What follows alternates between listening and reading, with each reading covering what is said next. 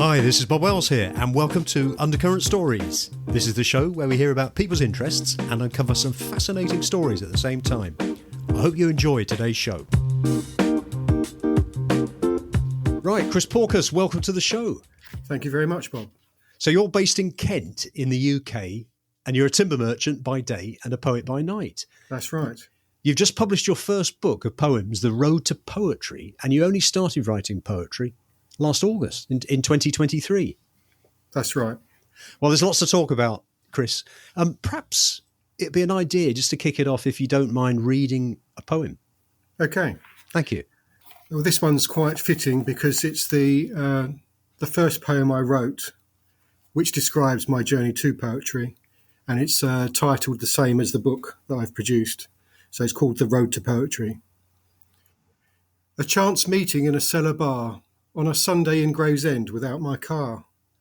Here to enjoy emerging local songwriting talent. Musicians on a low timber scaffold stage, very gallant. Several of their own songs tackled, with style and passion confidently unshackled. Then at the bar with a gin to savour, chewing the cud with an erstwhile stranger. My bar bro is an aspiring bard, back here next week as he is on the card. For an evening of self-penned poetry spoken aloud, a platform to express himself to an intimate crowd. I'll have some of that, my new friend. I might even have some of my own tales to be penned. End. Well, thank you. That's lovely. Thank you. I like the way, and I've obviously been looking at some of your stuff on your website, and I like the way you say "end." Yeah, it's I noticed very early on when I started going to the poetry club that people read in a variety of ways and a different length of poems and things like that. And if their poem's too long, sometimes you can lose the audience a bit, and sometimes they don't know when it's actually finished. And somebody realises and starts to clap, and sometimes it's, oh no, I haven't finished, I'm carrying on. So I decided that I would say "end" at the end of all of mine, so they can either boo or hiss, and it seems to have worked well. And it's been quite respectful as well. It's not as if lots of people have copied me in doing that so far, but I'm sure it will catch on in time. That poem was very appropriate because you sort of mentioned a little bit about how you got into poetry. But could you just give us a bit of your background, please, Chris, and tell us a bit more about how you developed your interest in poetry, please? Yeah, okay. Well, I would say going back to my school days, English was always one of my stronger subjects. And when I got to doing A-levels, I went to a grammar school in Colchester, and everybody was expected to go on to university. And I was a bit naive. I made the mistake of only doing the UCA entrance and not the PCAS, the Polytechnic at that time. And so when I messed up my A-levels and I had a place reserved for me at Hull University to read English, it was a big panic for me. And I started to look at the clearing system. And in the end, my dad said to me, look, you can go and do, I've spoken to my accountants, you can go and work for them if you go and do this foundation course for a year, and then you take a longer route to the chartered accountancy. So whether it was people pleasing or what, I was a bit panicky at that time, happy to be guided. And I did. I went to do a year's foundation course in Moorgate at City of London Poly. But sitting in a lecture hall, having the theory of auditing and things like that explained to you, it didn't mean anything to me. It would have been different if I'd have been working in a business and understanding what an invoice was and that kind of thing. So long story short, that didn't suit me. There were some parts of the course that did interest me, like computing and law. And then I went back to the careers office in Colchester and looked at the A-level jobs folder. I was still thinking about accountancy, but maybe working within a firm. But I saw these two jobs and they had a nice glossy brochure, both companies under the umbrella of Mayer International, which then owned Jewson. So this was in the sort of timber importing arm of that massive group, very famous timber family, of course. And there were two jobs in the same group. and I applied for both because I liked the brochure was the best in the folder. It just looked like a very varied. They'd take you to the dockside, and so and I got the job that I wanted more, not just because it was paying. They were both quite poorly paid at that time, but the one of them I preferred the interview, and the interview I had. I'm still. He's quite long retired now, but my first boss, he gave me a general knowledge quiz as my interview, and I've used that myself in business since, and it always settles people down. There was only one question that I struggled with, and it was the last one, which was timber related, and it was, do you know the difference between a softwood and a hardwood? And I said, I had a quick guess. I said, is it something to do with density? Oh no, good try, but it's between coniferous and broadleafed or something like that. So I went into a completely different career than maybe I was probably meant to, because I felt like I was a fairly creative and liked writing. But in my timber career, I have at times been able to use my creativity and writing skills in a little bit of advertising, marketing, and content for the website and things like that, but never really was able to use it fully. Eventually I moved from being a trainee, then I was a salesman in my own right on the desk, and then got moved to a London branch, a bigger branch. And then eventually my boss said to me, the next rep's job that comes up is yours. And then, sure enough, one day he called me on the internal phone and said, put your jacket on, come over outside and to what they called the slab, where we had our low-grade Russian timber. And so I went out there and he said, right, so-and-so has handed their notice in. And I said to you, you'd get the next opportunity, so I want you to take that over. I want you to live on the patch. And, we'll give you a car and you'll get it was a very basic phone in the car at that time. And I did. I lived on the patch, and but the reason I talk about that is the very first call I ever did was with a field sales manager, and he completely blew my mind. We didn't stop for lunch.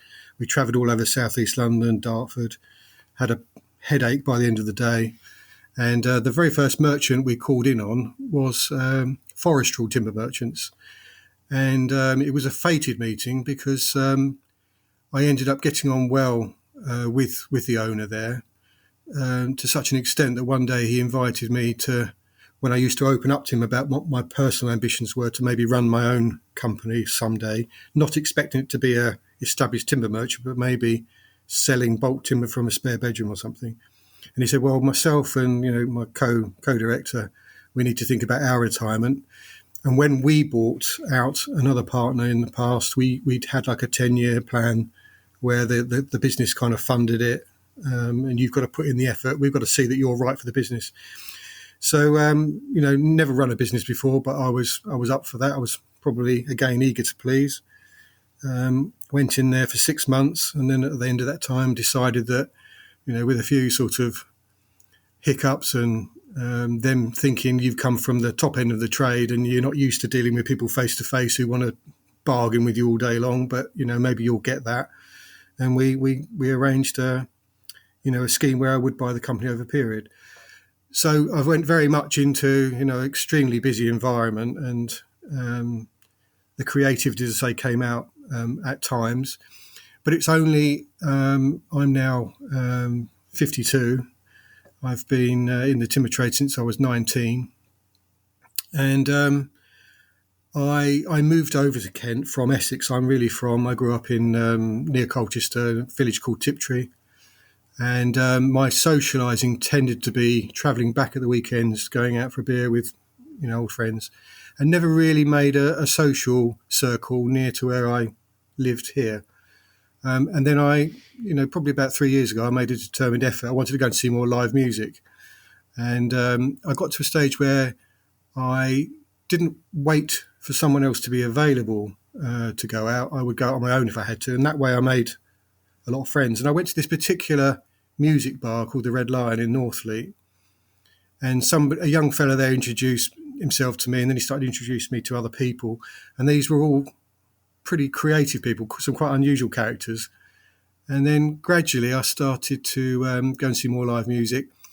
And then I was at the Mole Hole in Gravesend one evening watching music in there, standing at the bar, and this fella came in. He'd been to the football at West Ham, I think, and had a bag of takeaway. And he said, I come here once a month and for a poetry club. And he told me a bit about it. And I thought, well, that's a bit of me, So I said, I'll come along, And if I say I'm going to do something, I tend to do it. So I went along just to observe. It was in the back room of the bar. I mean, the bar itself was quite small. And I sat there and watched. And I thought, well, I really like this. And there were only probably 4 or 5 members there. Had you at that time, when you were in there watching them recite their poetry, had you almost made a mental note that was something you wanted to do at that time, or did that come later?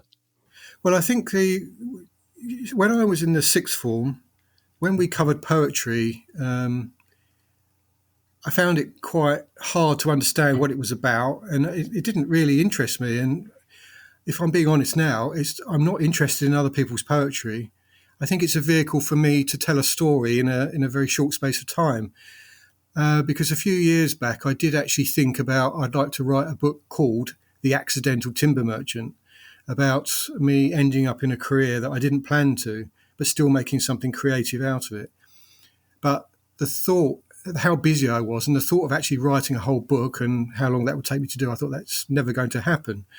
But with poetry, you can tell a story in 1 page, 2 pages. And I've just kept a very simple style of rhyming couplets. People have said to me, about trying this and that, and it's like, it just kind of goes in my head a little bit. It's like, no, I feel like I've got a certain style and a certain pattern, and it seems to work. I'm happy to stick with that. I was more about, I couldn't wait to get this information out that was all in there, and it was so I could write humorous ones about things that happened to me when I'm working around the trade counter at work, or I could write about things that happened to me in the past that have formed my future, or I could write things that I felt were more spiritual, that might be of use to people to think about things in a different way. So I progressed from the poetry club to pushing myself and going along to like music open mics, and sometimes everybody that saw you go up on your own and reading, in front of a microphone or without a microphone, a lot of these musicians that come up to me afterwards and say, that was really brave what you did there. I said, well, how's that brave then? How's that any different to what you're doing? You're going up with your music. I said, it's easier for me than what you're doing because I don't have to carry around all these instruments and things. I can come in with some A4 sheets and, read for 15 minutes and all good. Not that it wasn't nerve-wracking at first. And then, so I joined in with the local open mics, and I went to a few other poetry clubs. And then the annual London Softwood Club, a big timber trade dinner in a nice hotel in London. One of my good friends in the trade who lives in Bean, near here and near where my timber merchant business is. He was the serving president, and I'd got my ticket, and my retired ex-boss, I used to bring him along for that as like a thank you. And he kind of, I don't really know anyone anymore. Everyone's either retired themselves or dying off, And he said, "Oh no, I'm not going to make it this year." So I had a ticket for myself, and this friend phoned me at work and said, "Are you going?" I said, "Well, yes, I am." And I said, "But my old boss isn't wanting to go this time." He said, "Well, come along." He said, "You can come and sit on the top table. The comedian will be there."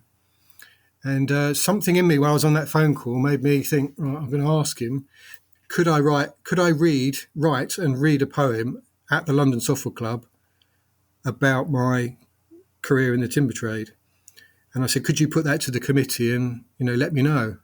And I put the phone down. I thought, what have I done? What have I done here if he says yes? And but sure enough, he came back, I think, a couple of weeks later and said, yeah, I spoke to the committee and they would love you to do that. Hi, it's Bob here. Just a quick interlude. Hope you're enjoying this episode. And if you would like to hear more interesting interviews, we have over 120 episodes to date with many fascinating guests talking about a wide variety of topics which include music, history, philosophy, fitness, food and drink, adventure, contemporary culture, and many, many more. I'm sure there's something that you'd really enjoy. So all you need to do is just visit undercurrentstories.com or search Undercurrent Stories in any of the podcast platforms. And now back to the show. Well, I saw that performance on your website via YouTube, and I must admit you got a very good round of applause for that. It was very well received. Thank you.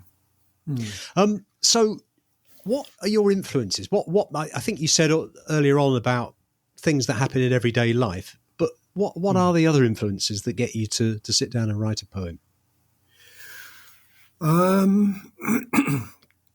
Sometimes I might go for an early morning walk, and I often have my earbuds in, and I might be listening to something on YouTube, and something it might be a little line I hear, and I think, oh, I could turn that into something. Or sometimes these thoughts just drop into my head, so like a lot of people say, sometimes it's when I'm getting ready in the morning, I might be in the shower or something, and when I get out and I think I've got to find a pen and a paper to write this down. Something's just come to me, and that would make a good. So I have like a folder of short scraps of paper that have got ideas on them, and I just know instinctively that I can turn that into something. And when you write them, do you sort of just make a point of, right, I'm going to sit down for half an hour to write one? Do you have a particular routine, or is it something that you do spontaneously?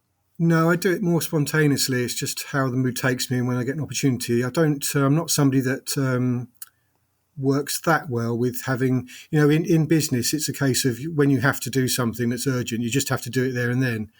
But with my poetry, it tends to be in and amongst other things and just when I feel the urge. But I always say, when you're doing something that aligns with your true creativity and purpose in your heart, is how you feel when you're doing it. And I can sometimes produce a poem in, say, 30 to 45 minutes.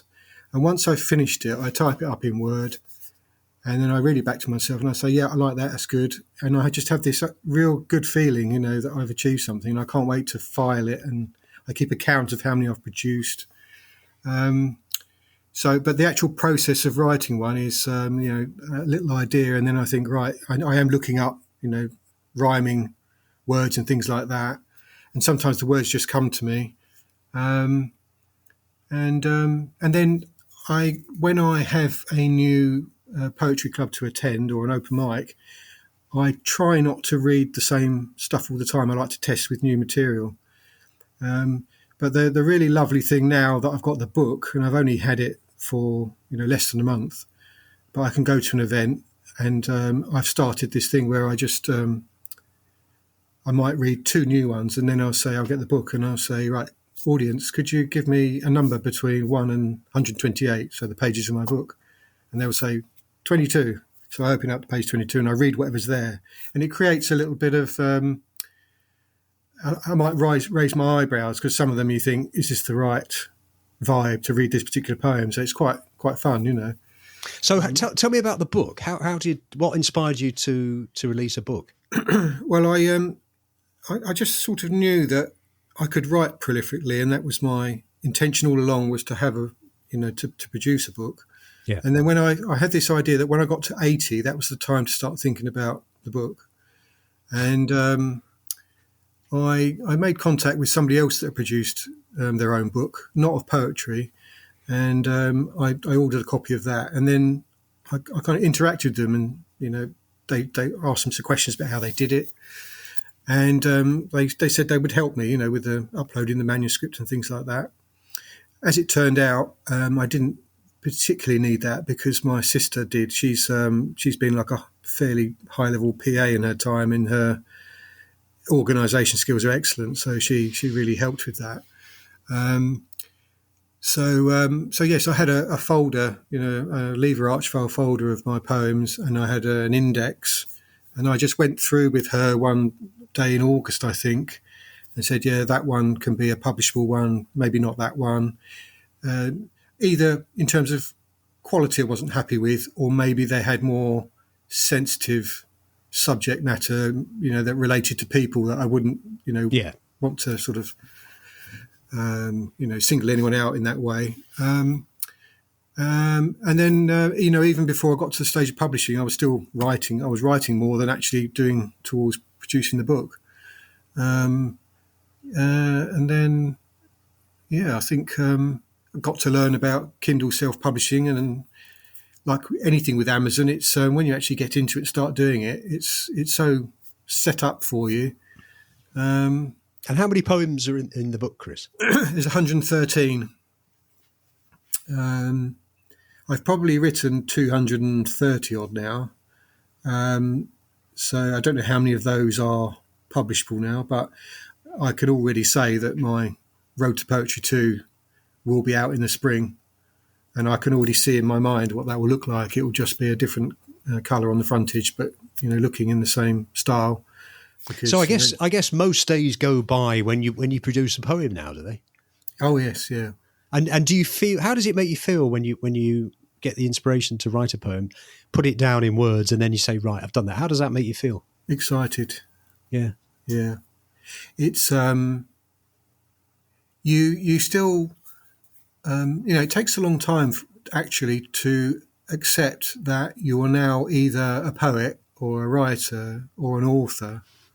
But to me now they're just factual terms, because you've written a poem, you've written something, and you've uploaded a book, and somebody has bought it. So that, but I don't really stand on ceremony with that. I tend to find that the day that the book went live on Amazon, I was excited for about 2 hours, but then I was thinking of the next thing I wanted to do, and that was probably, I've converted one of my poems into a song, and I've been going to see a fella who's in a band, again linked to the Red Lion, and he's got a project he's trying to get off the ground of taking people that have never sung before and producing music behind them. So on the first evening I went round there, I took my folder with me. We looked in it for about 10 minutes, picked out 2 poems, and he looked at them both and he said, all right, maybe that one. And it was called Through the Looking Glass. And then he started talking to me about a chorus and a bridge, and it was like, oof. I love music, but at school I was terrible at actually the notes and that kind of thing. I've tried learning guitar, and it hasn't come to me easily. I think it will come in time. And so I'm at the stage now where we have a song together, and he's going to refine it. And is that were you singing, Chris? Yes. Oh right. So yeah. you feel good about that as well? I do, better than I thought I would. Obviously we're all our own worst critics, and I listen back to it, and the melody's great, and sometimes I think, well, maybe if I was doing it again. I think it's probably about, if you're happy to do it, Chris, probably about time we had another poem. Yeah, sure. Thank you. Okay. Right, this poem is called Fogo. Every now and then it creeps in and catches me by wrinkly surprise. The trigger might be someone talking about retirement plans, as if some imminent, much-vaunted prize. I'm talking about my fear of getting old. It's enough to temporarily turn my blood icy cold. Suddenly, I'm not engaged in the conversation anymore. Panic has gripped me as I wonder what old Father Time for me has in store. Pension pots, beige and green clothes, liver spots, incontinence and moaning about the weather might now be looming a bit more large. More pills, less thrills, more antiques roadshow than live music gigs and pub booze price overcharge. Sporting an arm bruise and bloodied cotton wool plaster, now a monthly norm. A test for this, a test for that, a new champion of the NHS online form. But then I catch myself and pull myself back from future to present. No need to crowd my mind with these imaginings so very unpleasant. We don't have to follow the societal script for slowing our life down and getting out of the way of the young. Our inner child never grows up so long as we have passion, hope, creativity and humour at the tip of our tongue. Raymond Chandler, Bram Stoker, J.R.R. Tolkien and Mark Twain became writers later on in life. Google a bit closer, and these late starters are actually pretty rife. Who knows, your own novel or festive number one may emerge before the setting of your own beautiful sun. End. Very true. And it's sort of, age, when you think about, we're actually not on this planet very long. So that's the way I think about it. We're not on this planet very long. We do age, our body does age, but as far as I'm concerned, I'm still a teenager. And if we've got any listeners that are, should we say, showing an interest in writing poetry, perhaps like you, they liked English when they were younger. Yeah. They're in their everyday job, but they still feel they've got a creative outlet, and they feel that poetry is the sort of thing. What advice would you give them? I would say it depends on their level of confidence and where they want to take it. So some people just want to do it for their own kind of R&R, if you like. Some are more interested in actually going to a poetry club and perhaps reading it out there. But I would say, bearing in mind, when I used to go to the dinner I was talking about, in front of all those people, and I'd watch the president speaking, I think it was my chance once a year to test myself. Could I do that? Could I stand up and read in front of those people? And I used to say, no, I don't think I could. And of course, that's all changed now, but I had to take a big leap of faith. And in that video where I'm reading at that hotel, if you look, you may have noticed anyway, but if you look carefully, my left hand, I went into fight or flight when I started reading, and my left hand was shaking at the start. No, I didn't notice that, no. But it was a massive breakthrough. So, for people, I would say there have been quite a few people that have come along to our poetry club, and at first it's like, oh no, I couldn't read. I really couldn't read. And then eventually they go up and they read something that's either happened to them and they think, wow, they're fantastic, And then you see them a few weeks later and they're comfortable with it. So I would say start writing, go at your own speed. Whatever you're not comfortable with, you don't have to do. Store it away. Make sure you file it properly. Save it, digitally. And if you want to start off by maybe reading in front of the camera onto social media where you can't see the audience, that's a good starter, because you'll then get people that actually respond to it and give you confidence with feedback. And you'll realise that whatever's in our own head, people don't look at us in the same way as we look at ourselves. And everybody actually thinks, "Oh, what a brave thing to do." Why should we keep these things, these gems of wisdom we've got inside us? Why should we keep it to ourselves? And just, if you're frustrated with something in life, why shouldn't you speak about it publicly? You might even help somebody out there that is in the same boat. So I think with a lot of my poetry, you'll get those sort of unusual likes, and you realise it's resonated for somebody. And often you don't get many likes. You can see you get quite a few views. So when you get a like, it means it's meant something quite powerful to that person. People are not very confident to comment on things specifically because they don't like putting their head above the parapet. But if they've given it a like, it means something has really hit home for them. Yeah. And I think that's the biggest reward, to see that. Yeah. No, that's good. And how have your friends, family, and work colleagues received it all? Well, that's the hardest part, really. Is that's another big breakthrough. Not just going out when you're away from work and speaking your stuff publicly, but to know that once you start uploading to social media, that your work colleagues will see it. But I've tended to find that I haven't had much feedback from my work colleagues. An occasional, I went to a car boot sale and there were some poetry books there. And if I'd have got them in time, I'd have got them for you. And you think, oh, well, I didn't even realise you realised I was writing poetry, but thank you. So I think I've got past that, and that's probably another reason why it stops people from doing things they love to do, because they're too worried about the people that they spend a lot of time with and how they'll react. But I've got beyond that now. I think if you had too many, one or two sort of make negative comments early on when you're trying to do something new, it can really affect people.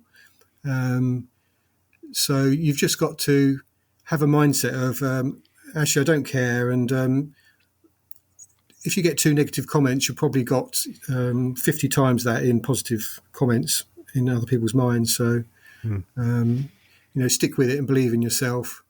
Yeah. Be your own critic. Not don't let yourself be anybody else's critic. No. Just be your own. What's next for Chris? Next will be musically. To get my song mixed and mastered and see whether I can upload that and see whether that's gets any traction. And then if that goes well, is to produce maybe an EP. So that's musical. In terms of writing, I'll just carry on writing, and then when I get to my next cut-off point, I'll produce my next book. Carry on with the poetry clubs. I might go into a little bit of art as well, because I have this dream to sort of do my own artwork in a future book. One thing I was going to say actually is that when you upload poetry to social media, if it's your words on the screen, it can really set the mood when you have music in the background. And often when you pick music randomly, it might be okay on TikTok, but when you go to put it on YouTube, you get a copyright issue. So I think, and in terms of keeping control of everything, I think the more things you can do yourself, whether that's a friend that can do the music for you or find non-copyrighted music, the same with artwork. It's just a lot simpler if you can do it yourself. Yes. More. Develop the website more. Maybe eventually sell merchandise. Obviously, I want to sell a few books. I would like to, as I say, we've mentioned my own podcast. I'm not actually saying that it would necessarily be a poetry podcast. It might be something else. It might just be, higher level thinking or wisdom or something. It sounds like there's a lot in the pipeline then. Yes. Yeah. Yeah. Well, Chris, this has been a great conversation. Where can people find out more about the book and your poetry? Well, the book itself is listed on Amazon, on all Amazon marketplaces, and it's available in paperback and Kindle ebook. So it's called The Road to Poetry. I have my own website, chrisporcaspoetry.co.uk, and I do keep it up to date. It's quite a new website, but I've been adding information to the blog regularly. And I post pretty much daily on most social media platforms, and probably a dual account of my own name, Chris Porcas, and Chris Porcas Poetry. And so that would be YouTube, TikTok, Instagram and Facebook. Well, we'll put all those links on the show notes, Chris. Chris, it's been fantastic having you on. Thanks for your time, and it's been a real pleasure talking to you. Thank you for coming on the show. Thank you.